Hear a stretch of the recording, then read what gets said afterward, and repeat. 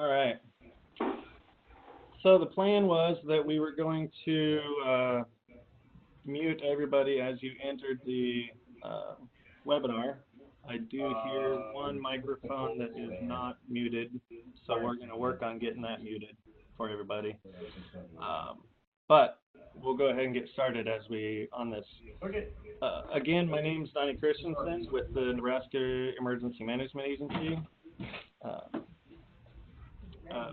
I am the recovery section manager here at the agency. Been here for about 9 years, so we're going to work on muting for 1 second.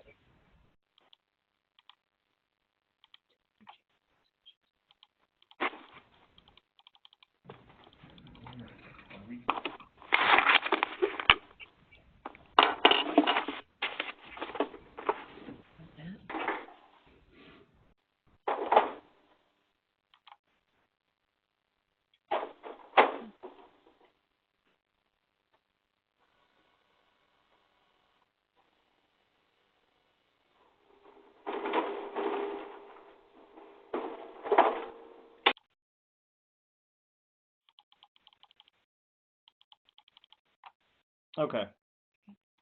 I think we got everybody muted. Apologize for the brief pause, but we're going to go ahead and get started.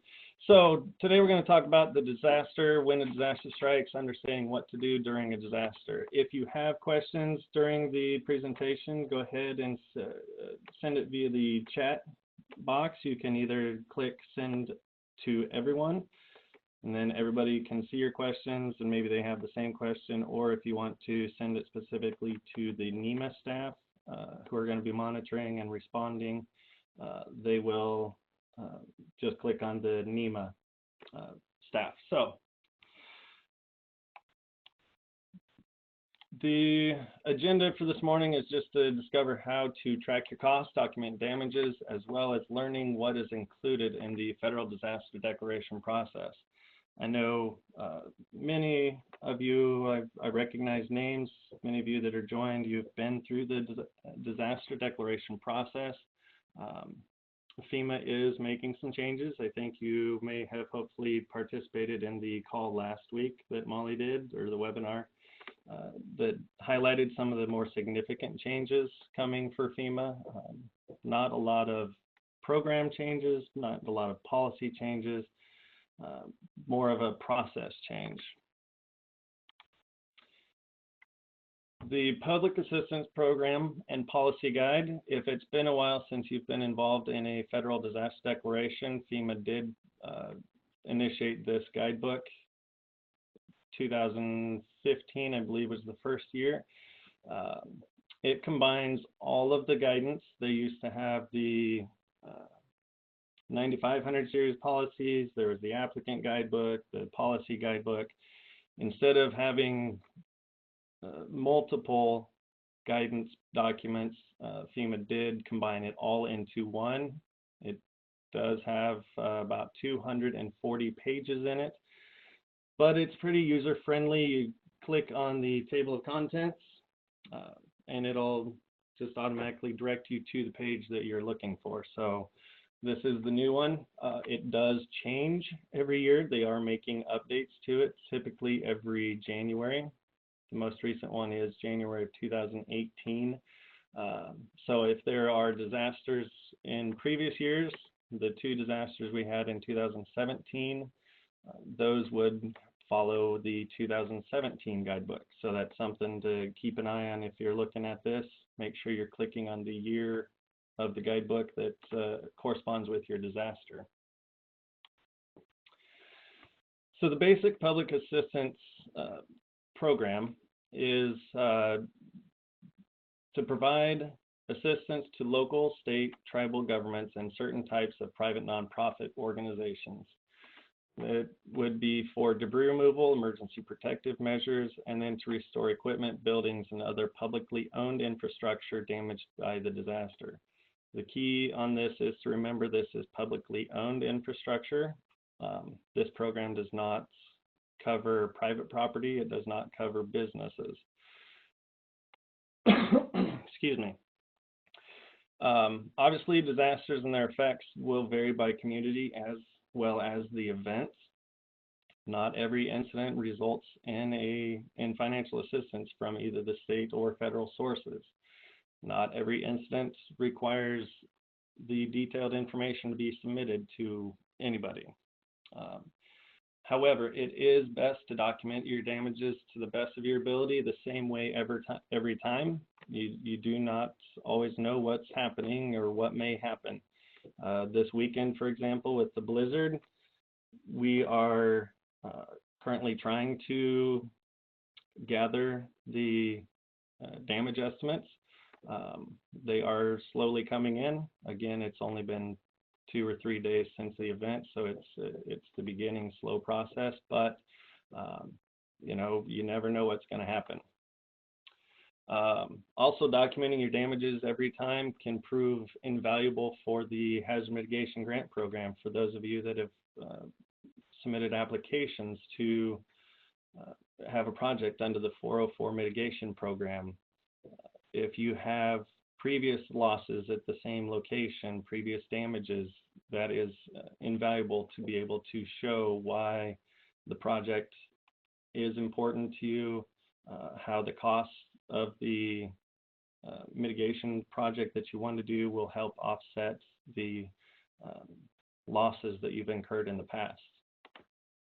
And also the documentation will assist in mitigation funds that are associated specifically with the public assistance programs. Again, showing how many times something has been damaged in the past, that there is a need to do something different as opposed to repairing it the same way every time. That documentation is important to show. This is a picture of the entire federal disaster process. It looks simple for those of you that have been involved in disasters. We show this slide on our applicant briefings. It looks simple. Working with the FEMA regulations, the federal regulations, is not always as simple as it may appear. We're not going to go through every step on this slide. We're just going to focus on the first four steps, basically, the pre-declaration, excuse me. So the declaration process, we're going to take a little bit of a closer look, starting with the incident. What was the incident? What is an event? An event or an incident is any natural catastrophe, regardless of cause, or regardless of it cause any fire, flood, or explosion, excuse me. Typically in Nebraska, our incidents are weather related, but they can be man-made events as well. We're also just going to focus today on the weather events, the tornadoes, high winds, floods, fire, drought. This is not an all-encompassing list. There are others out there. So, event occurs. Who do you call? Who needs to know about what happened? Obviously, the local elected officials need to know if they don't already. Local elected officials do have roles. They do have responsibilities to perform following an event, setting up incident command system for command control of the response. And then obviously first responders, if they are not already aware or en route, need to be notified. County emergency managers also play an extremely important role in any incident. They can assist in getting resources. They are they're the contact for the State Emergency Management Agency.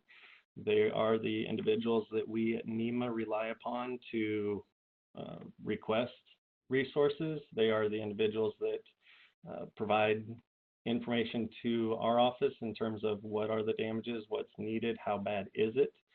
They're the conduit of information.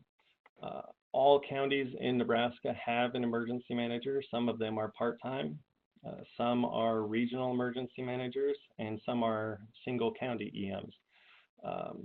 Obviously, this map, it might be a little more difficult for you guys to see it, but we can give it to you if you would like. There are multiple regional EMs. Some have 2 counties, some have 4, some have as many as 8 counties. So they're the key to this whole process. Once the event occurs, what happens next? Documentation begins immediately. We can't emphasize that enough, that you need to begin documenting what happened, what are the damages, as soon as possible. That is something that FEMA is definitely focusing on right now, is showing the damages, documenting the damages, knowing what happened, what was it before, and we'll get into this a little bit more.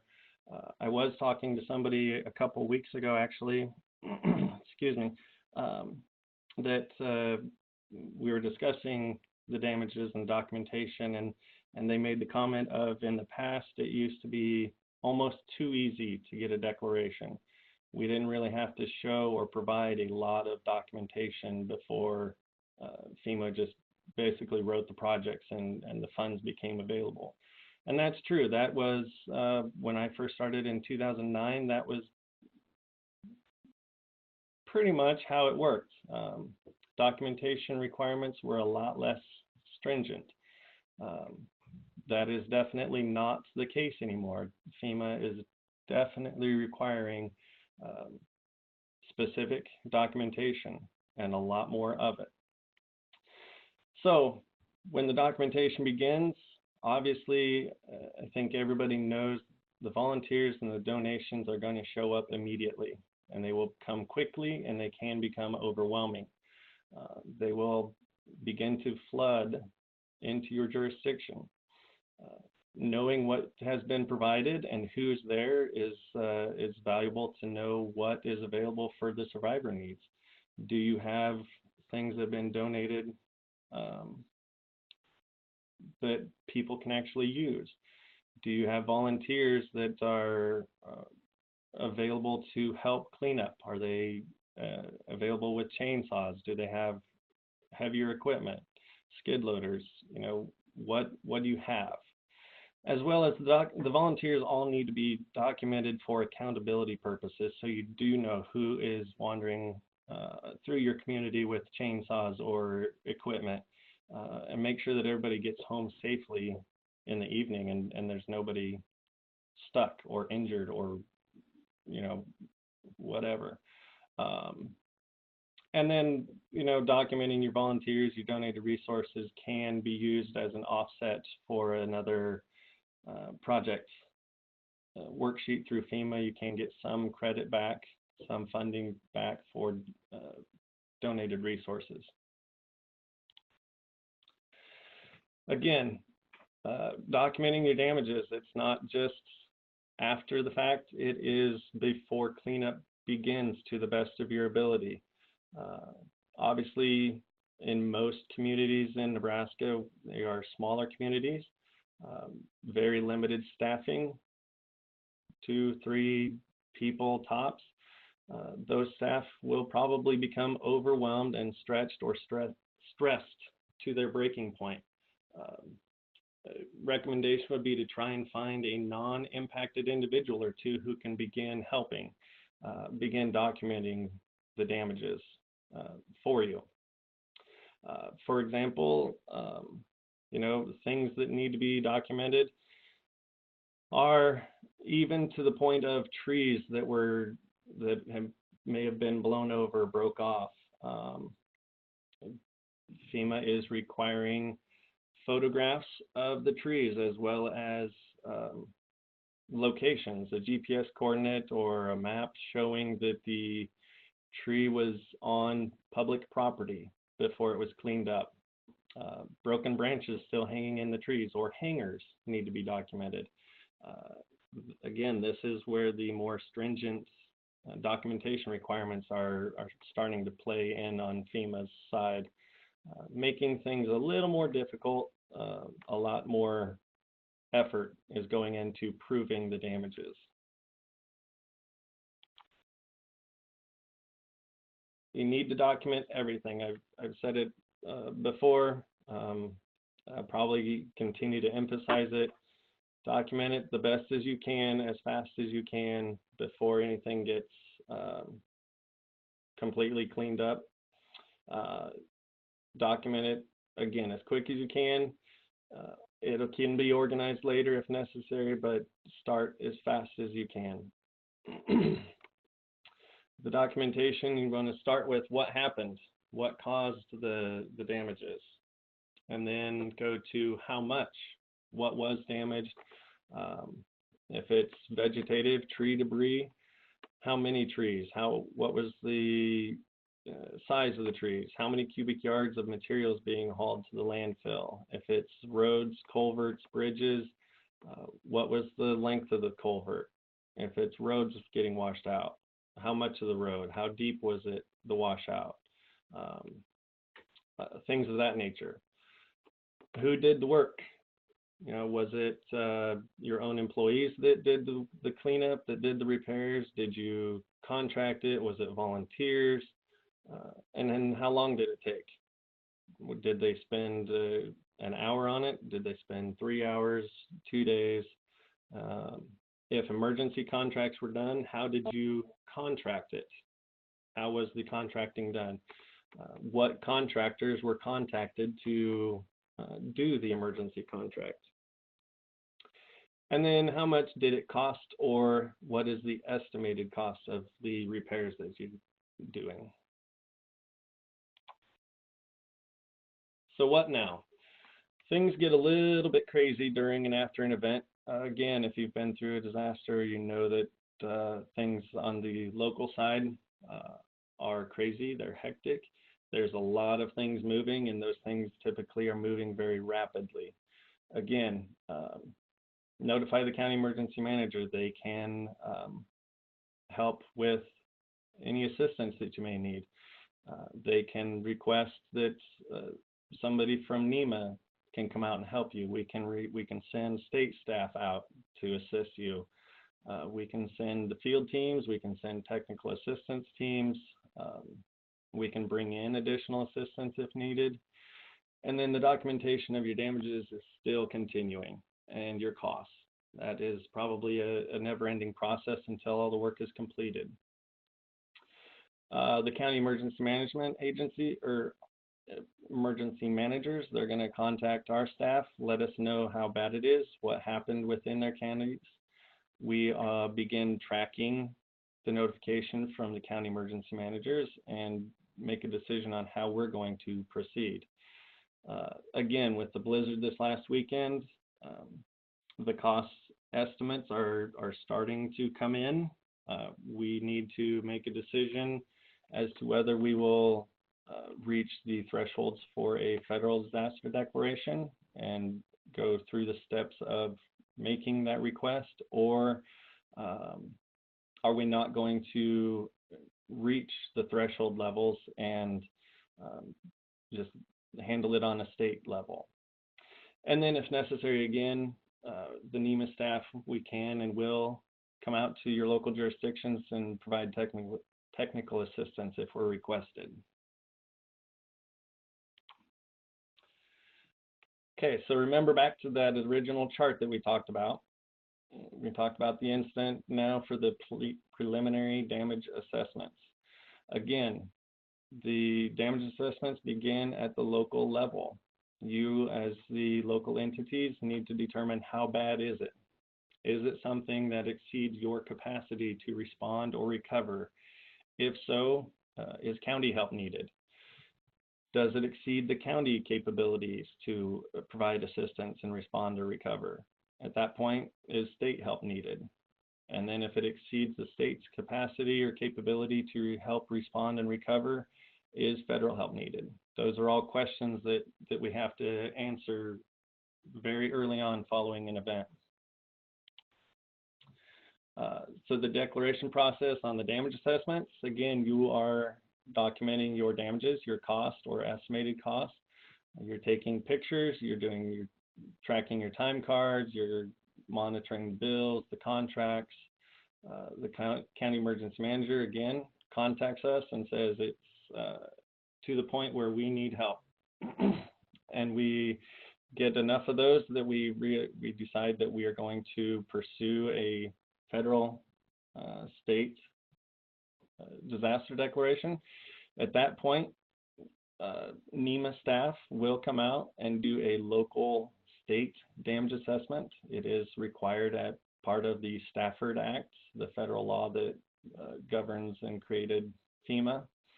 So what we're going to do is we're going to come out, we'll come visit you, we'll do a site visit, we'll look at your damages that you had, look at anything that was cleaned up that may have already been repaired. But again, we're going to do site visits to see the locations, and then we'll work through, look at some of the documentation that you've gathered so far to see if we can provide any additional input on that. If it's to the point where we hit the state disaster threshold, which is in the vicinity of $2,666,000, we will request a FEMA assistance. And that starts with a FEMA state local damage assessment. So basically it is the same as the local state damage assessment. The only difference is this time there will be FEMA staff joining the assessment. Again, they're going to want to look at your damages. They're going to do site visits to see what is damaged, what's been repaired. They'll look at the documentation that's been gathered so far, excuse me for the typo, but we'll review the documentation to see what your costs are, and then help with estimates of what is still needs to be cleaned up, what still needs to be fixed, what still needs to be repaired. And we take those costs and put them all together and determine at that point if a disaster declaration request is warranted.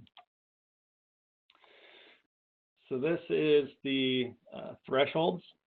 I'm sure the map is a little too small for everybody to see, but we do have a map that shows each of the counties as well as the threshold for those counties.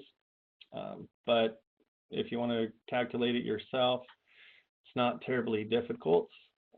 Basically, it is the county's population as of the 2010 census times $3.68 per person. That would be to determine the level of a county threshold. And then the county damages, those are all added together, as I said, to see if we reach the state threshold, and that is calculated as the state's population on the 2010 census times $1.46 per person, which again is the $2,666,457.86. We'll round that up to $58. The $3.68 as well as the $1.46, the multiplication factors there, those do change every October 1st. We will be notified of the new dollar amount. Those ever since I've started in the last 9 years have increased. I do not believe off the top of my head that it has decreased ever in the 9 years I've been here. So October 1, it'll change again. So we have the damage assessments completed. Now what do we do? Again, back to the chart. We had the incident, we do the preliminary damage assessments, and then the declaration request is next. The declaration request is submitted through the governor's office to FEMA Region 7 in Kansas City, and then it is forwarded on to the President of the United States via FEMA headquarters. Again, this is where it's talking about things moving and things moving quickly. We do have a deadline of 30 days following the incident to submit our request for a federal disaster declaration. The Stafford Act does stipulate that we have the ability to request an extension of that 30 days. We did actually make that request last year and it was approved. However, that is the only time in 9 years that I've seen the extension approved. Most of the time, I believe, again, my opinion, that FEMA headquarters is making the determination if it's not bad enough to figure out what the damages are within 30 days, is it really bad enough for a federal disaster declaration? So again, we at NEMA are not trying to get in anybody's way. We're not trying to overwhelm you and push anybody just for the fun of it. But we do have deadlines that we have to meet to make sure that if there is the possibility of getting disaster declaration, that we do it. So if we get the declaration approved, we proceed with having FEMA come into the state. But whether the declaration is approved or not, the documentation of your damages is still going to continue. That goes back to the part where I talked about earlier on the mitigation.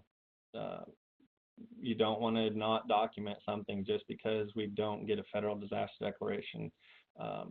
Obviously, I know everybody is documenting their timesheets, their labor sheets, their contract costs, but I would recommend putting it somewhere maybe a little more easily accessible so that you can get to that information quickly, and you know, the next time something happens, you can look back at it and say, you know what, it happened in that same spot last time.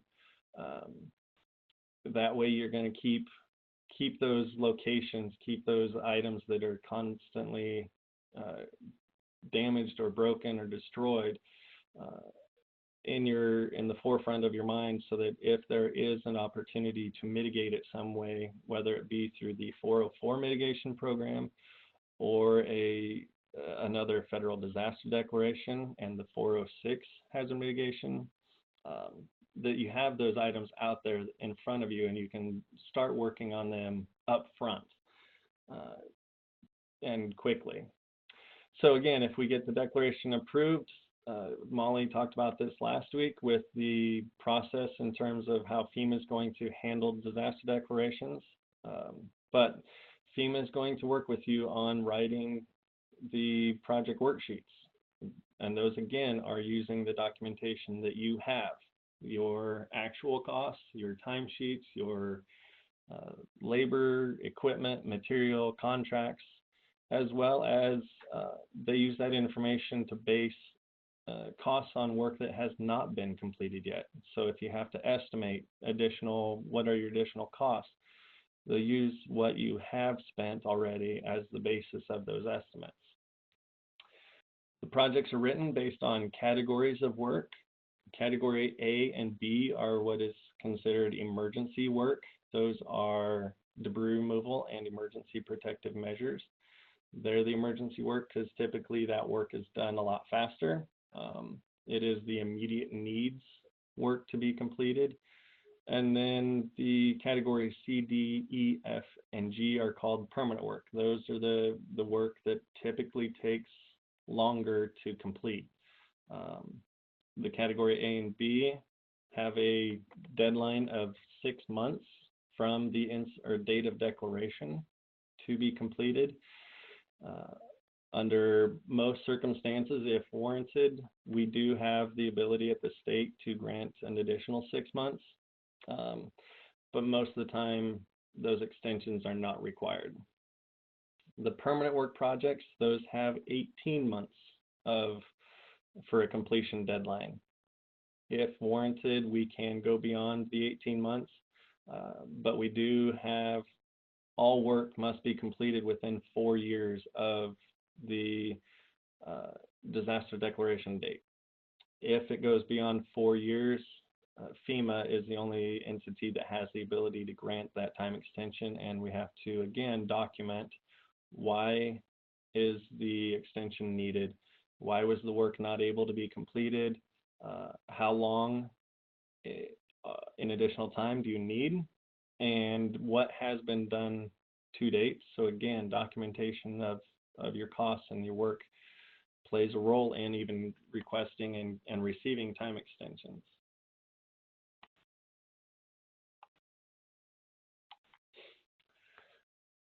The rest of the disaster declaration process is the first 4 to 6 months following the disaster declaration is typically spent working with FEMA on writing the project worksheets, using the documentation you gathered, providing it to them.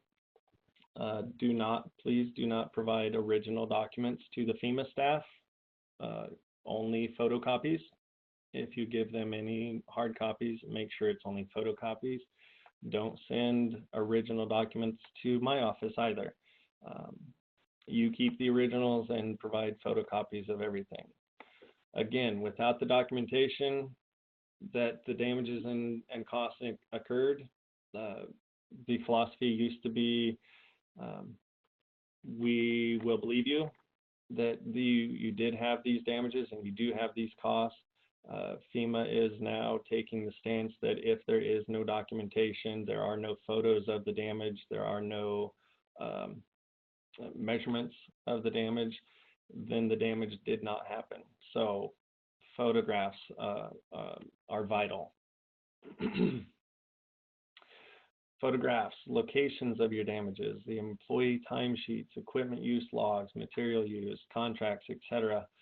They all have to be provided to justify the cost.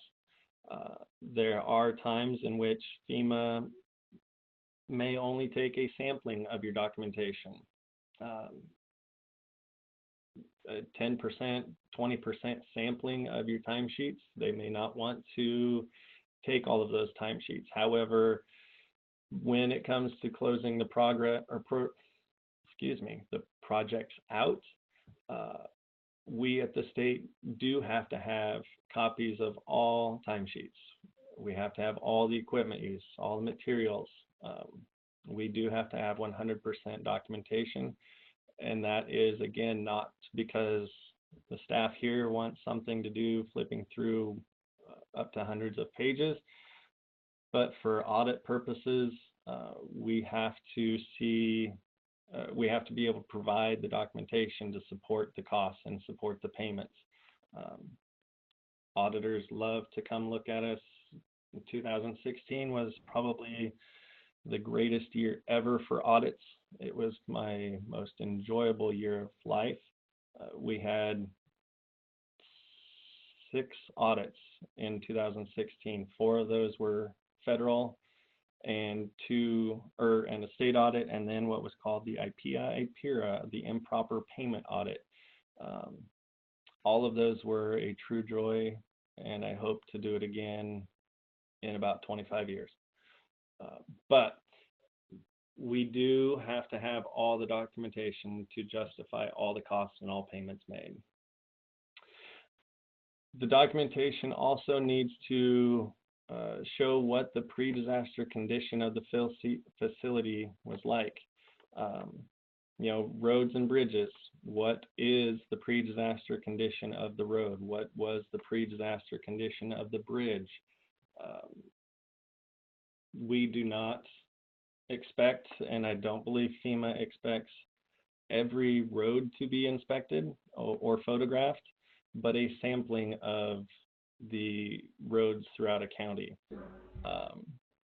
The culverts, the bridges, I would recommend that if you have culverts that are susceptible to being washed out, that when they are in good condition, when you've made some normal repairs, normal maintenance on them, to photograph them. That way, should something happen next week, we get a high rain event, they get washed out, we can show FEMA this is what it looked like last week, last month, whatever, after we had repaired it. That's what it looked like, and then here's the picture of what it looked like when it was washed away, when it was damaged. If you make the repairs prior to FEMA's arrival or the state on any of the preliminary damage assessments, again, photograph what it looked like before you made the repairs. What does it look like after the repairs? And if those repairs are made, again, before we are able to get out to your area, we'll go look at it and see what it looks like now, but make sure that you got the pictures of what happened to it. Your maintenance records, maintenance report or repairs, repair records, inspection reports. How often do you maintain your streets? How often do you maintain the roof of your building? How often is it inspected? Who inspected it? What was the condition before the event? If you can't prove the condition of the facility prior to the event, it's probably not going to be eligible for reimbursement, and if it is, funding is probably not going to be to the level that we would all hope for and that we would all expect. Again, that's where FEMA is changing their philosophy from 8-9 years ago of okay, you said it was damaged, we're good with that, we'll write the project to repair it or replace it, to now, what did it look like before? What did it look like immediately following the event? How bad was the damage? And then what is it going to look like afterwards? And I do want to make sure I clarify at this point in time also, we don't expect, and FEMA does not expect anybody to wait to fix anything until either the state or FEMA has been there to see it. That is part of the Stafford Act, that the repairs will be made as you deem necessary. You at the local level do what you need to do to recover. Don't wait for anybody to show up from the state or from the federal level to look at your damages before you start fixing them. That's just, again, make sure that you've documented everything. Multiple pictures. Take pictures with people or something in the photo to give perspective of the size of the damage, the dimensions. Excuse me. Don't wait to make your repairs. You need to get back to life as normal as fast as you can. We just have to make sure that we document everything to the best of our ability. So what forms do we use on the documentation? There's a variety of options. We're going to go through a couple of them, a few of them here. Last week, Molly, I believe, talked about the new damage inventory spreadsheet. This is part of the new grants portal process. This is a screenshot of the top portion of it. This one is a required document, and I'm sure Molly emphasized that last week. This one is required. This is going to be used to show what the damages are. There have been many times in the past where damages or something may have been overlooked, and it wasn't even brought to our attention at the state level until a year after the event of, oh, by the way, we forgot to identify this damage. What do we do now? We fought the battles of trying to get projects rewritten, to get versions written on those projects to include the additional damages. And I think FEMA is of the opinion that needs to end. So this Excel spreadsheet is going to be used to log all of your damages. This is not your costs. This is just to identify all the damages that you incurred from the event, whatever that may be. FEMA, when they come out, they're going to go through this with you.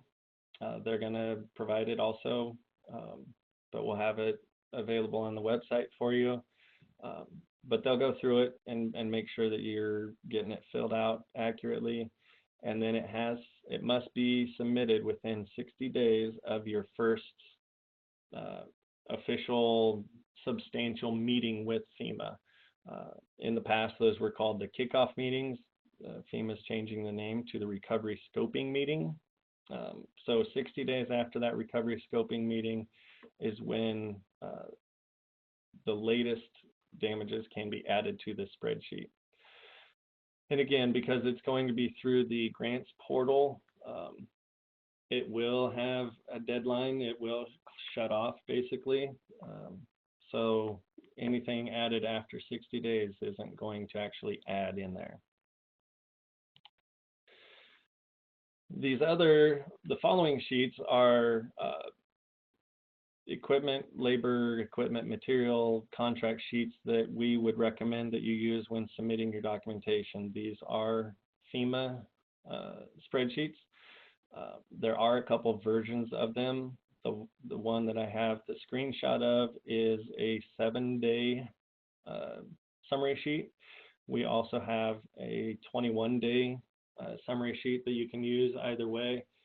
But basically, this is this one that's on the screen right now is the labor sheet. It's the one that's going to use just to summarize the labor costs. You will more than likely need multiple of these labor summary sheets depending on the size of your project. But what we need in terms of validating the costs is some assistance to know when an employee did something. You know, when we get 7 days of timesheets and it's not very clearly marked as to which day or how many hours did the employee actually work on the FEMA project as opposed to other non-declaration projects, this is going to help break it apart. So as you're going through your timesheets, and the employees can go through their timesheets, mark it on their timesheets when it is a disaster work versus just normal work. Fill in the summary sheet. You know, who is it? What dates? Was it regular time? Was it overtime hours? What information on there? And then photocopy the timesheets that were used to fill out this form. Photocopy those timesheets and paperclip them, staple them, whatever, to the back of it. The next one, equipment summary sheet, same thing, same basic process. So you're going to use this sheet to summarize your owned equipment. Again, you may need multiple equipment summary sheets. That's fine, but it should only include, and that's going to go with the labor, and I neglected to mention that, only include labor, equipment, materials for one specific project on one sheet. Don't mix match different project worksheets, different costs associated with different sheets on the same page. That way we don't get ourselves all confused as to who did what on what project. Again, you're going to list the equipment on this one. It says the type of equipment and then an operator's name. We do have to have the operator's name to validate that, you know, John Smith was actually working the day, because we do have to cross-reference the timesheets.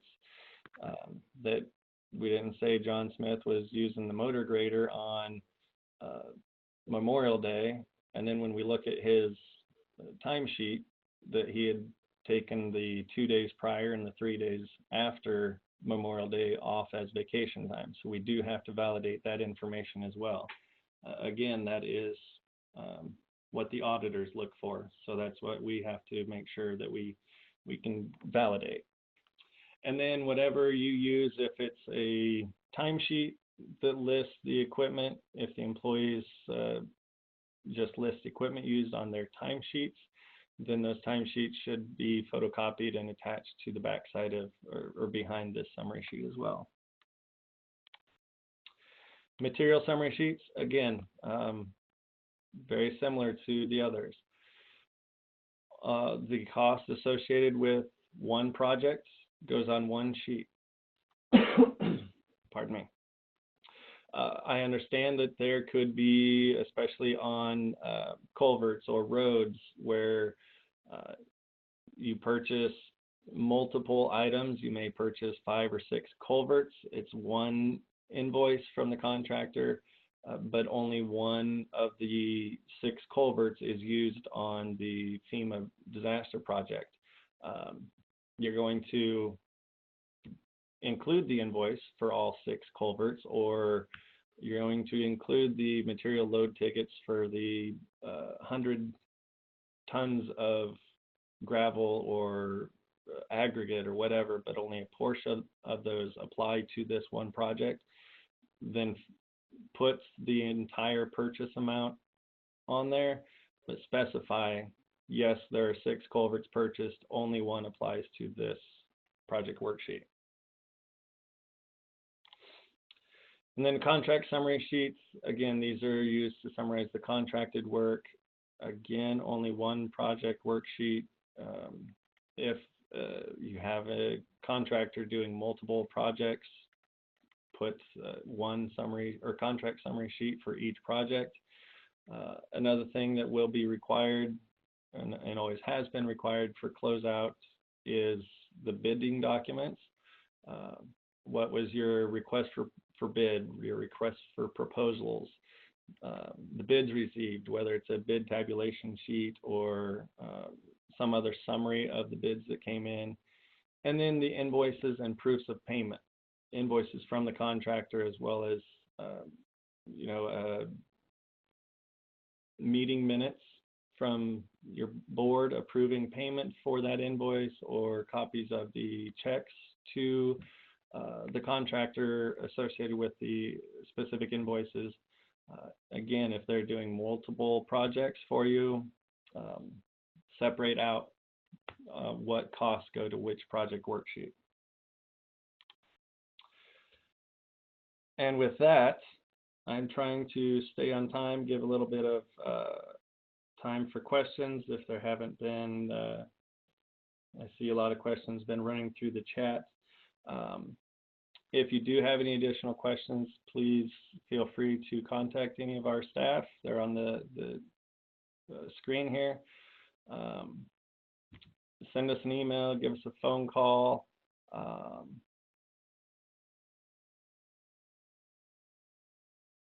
And I think with that, I will see if I can unmute the conference line. And I don't know if everybody has access to the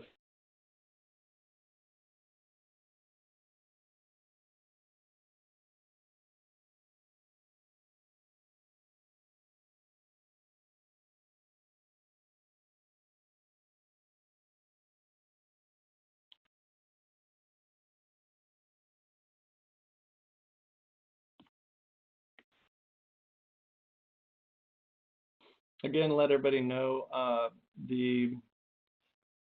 we did record the episode 1 last week. I did record this morning's webinar.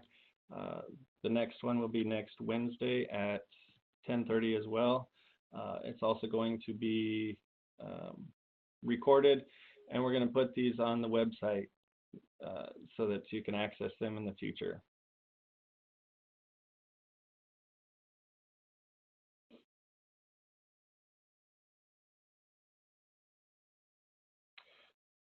Let's see, John, I see you've asked, as well as Doug Fox, if you guys will have access to the PowerPoints.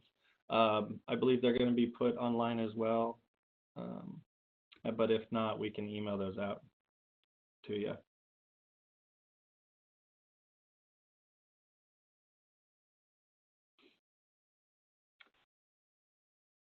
Another question on the chat that I see that may have come directly to me is, if you take pictures of the bridges every 2 years when they're inspected, is that sufficient documentation?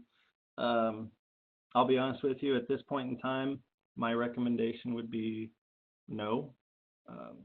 Based on the experience we've had with the FEMA staff in the last 2 or 3 years,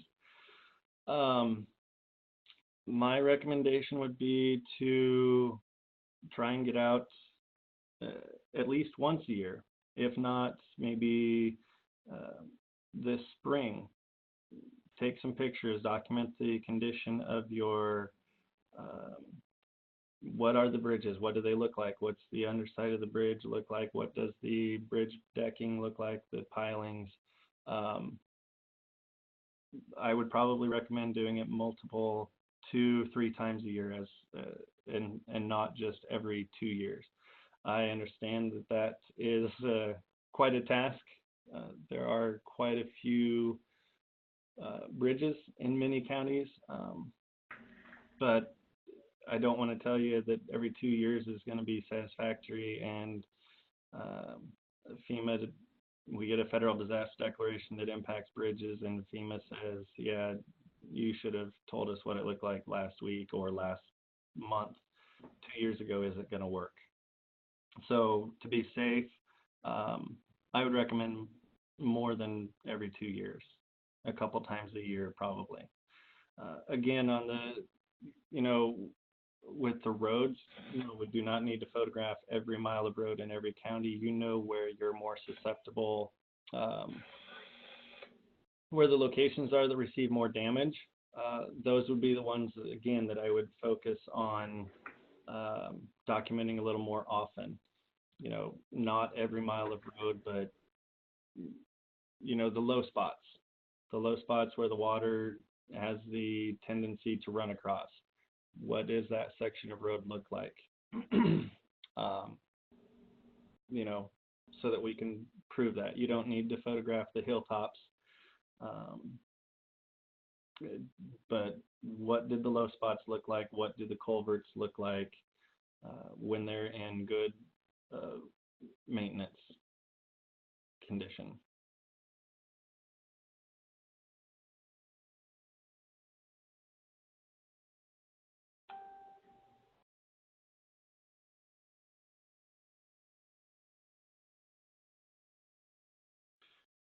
Another question on the chat that I believe came specifically to me is NEMA working with power districts to develop documenting costs and working with local emergency management?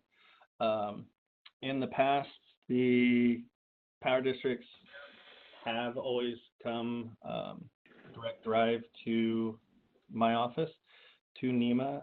However, there were a lot of times that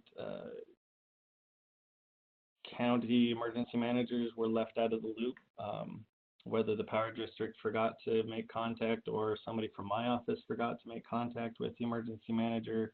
So you guys were left out of the entire cost estimates from the power districts. We are trying to make changes to that process. My recommendation to all the power districts is to make sure that they are making contacts with the county emergency managers.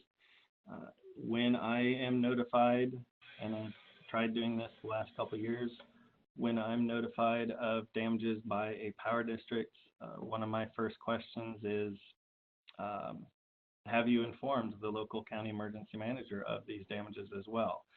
And if not, please do so, so that everybody is kept in the same loop. There's times when a county emergency manager and local entities may not realize that they've hit their county threshold for a disaster declaration, but that was done via the power districts who had enough damage within the county to meet and exceed a disaster declaration. So that would be my recommendation, and that's where we're proceeding. That's why Monday morning an email was sent out by Molly to all the county emergency managers, again asking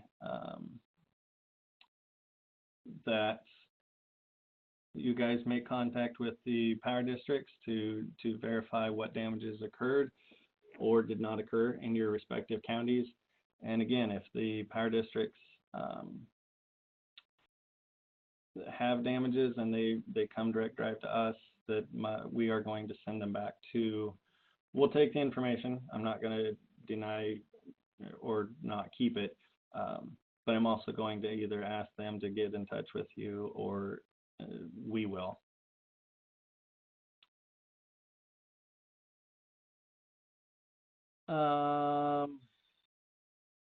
We should do another question. we should do a disaster declaration for power lines. I guess I would clarify if it is public power district power lines or community-owned power lines.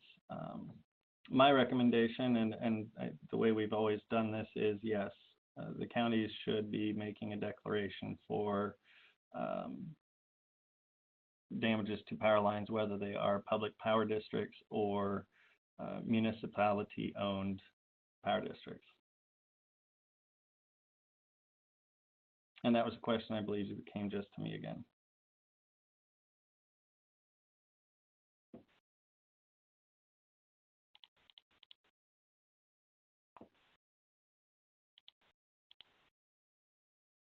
Another question I think that just came to me specifically is associated with the power districts. Again, asking what pre-disaster condition documentation would be needed for the power districts. That one's a little trickier. Again, you're not going to go out and probably photograph every power pole that you have in a county or every stretch of line. Again, do a general sampling of your power lines. You know, pick some of the spots throughout each of the counties and photograph it, and then have the maintenance history on those power lines. How often are they replaced? How often are they repaired? When was the last time they were either one replaced or repaired? What did you do? Are inspections completed on those? And how often?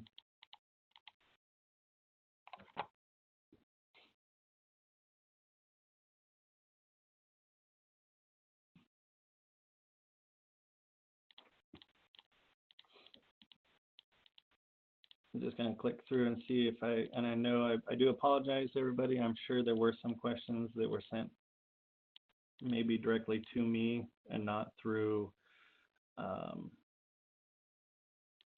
everybody, and I was not doing a very good job of reading the questions as I was going through the PowerPoint. So if I missed them, I apologize. Let us know, email us, send us afterwards, and we'll get back to you.